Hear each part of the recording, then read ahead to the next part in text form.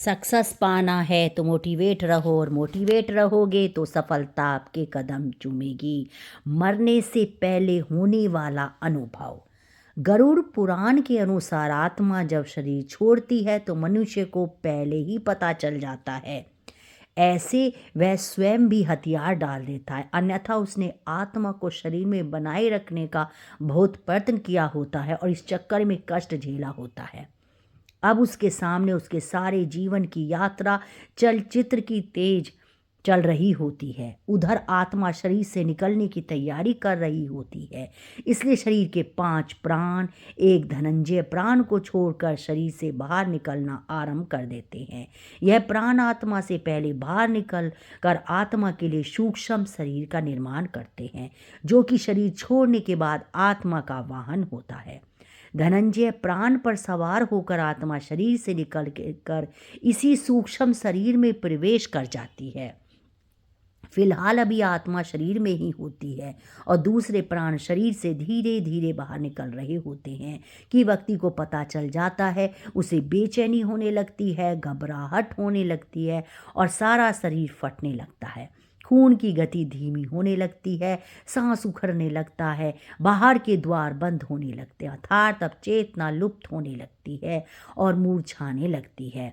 चैतन्य ही आत्मा के होने का संकेत है, और जब आत्मा ही शरीर छोड़ने को तैयार है तो चेतना को तो जाना ही है और वो मूर्छित होने लगता है।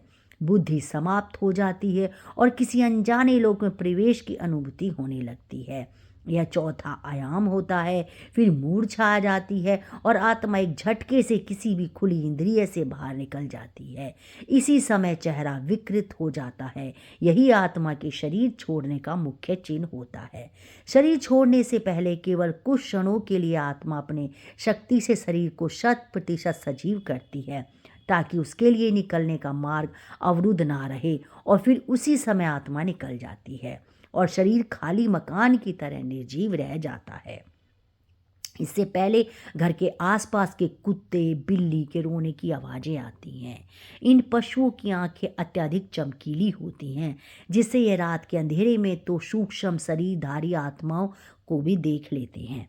जब किसी व्यक्ति की आत्मा शरीर को छोड़ने के लिए तैयार होती है तो उसके अपने सगे संबंधी, जो मृत आत्माओं के रूप में होते हैं, उसे लेने आते हैं और व्यक्ति उन्हें यमदूत समझता है, और कुत्ते बिल्ली उन्हें साधारण जीवित मनुष्य ही समझते हैं और अनजान होने की वजह से उन्हें देखकर रोते हैं और कभी कभी भौंकते भी हैं। शरीर के 5 प्रकार के प्राण बाहर निकलकर उसी तरह सूक्ष्म शरीर का निर्माण करते हैं। जैसे गर्भ में स्थूल शरीर का निर्माण कर्म से होता है, सूक्ष्म शरीर का निर्माण होते ही आत्मा अपने मूल वाहक धनंजय प्राण के द्वारा बड़े वेग से निकलकर सूक्ष्म शरीर में प्रवेश कर जाती है। आत्मा शरीर के जिस अंग से निकलती है उसे खोलती है, तोड़ती निकलती है। जो लोग भयंकर पापी होते हैं उनकी आत्मा मल मार्ग से निकलती है। जो लोग पापी भी हैं और पुण्य आत्मा भी हैं, उनकी आत्मा मुख से निकलती है। जो पापी कम और पुण्यात्मा अधिक हैं, उनकी आत्मा नेत्रों से निकलती है। और जो पूर्ण धर्मनिष्ठ हैं, पुण्यात्मा और योगी पुरुष हैं, उनकी आत्मा ब्रह्मानंद से निकलती है। अब तक शरीर से बाहर सूक्ष्म शरीर का निर्माण हुआ रहता है, लेकिन ये सभी का भी हुआ रहता है।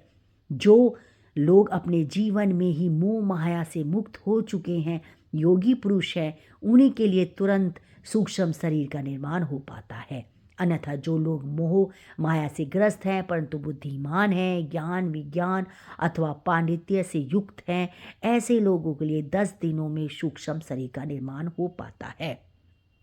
हिंदू धर्म शास्त्र में 10 गात्र का श्राद्ध और अंतिम दिन मृतक का श्राद्ध करने का विधान इसलिए है क्योंकि 10 दिनों में शरीर के 10 अंगों का निर्माण इस विधान से पूर्ण हो जाए और आत्मा को सूक्ष्म शरीर मिल जाए। ऐसे में जब तक 10 गात्र का श्राद्ध पूर्ण भी होता है और सूक्ष्म शरीर तैयार नहीं हो जाता, आत्मा प्रेत शरीर में निवास करती है। अगर किसी कारणवश ऐसा नहीं हो पाता है तो आत्मा प्रेत योनि में भटकती रहती है। आत्मा के शरीर छोड़ते समय व्यक्ति को प्यास बहुत लगती है। शरीर से प्राण निकलते समय कंठ सूखने लगता है, हृदय सूखता जाता है और इससे नाभि जलने लगती है।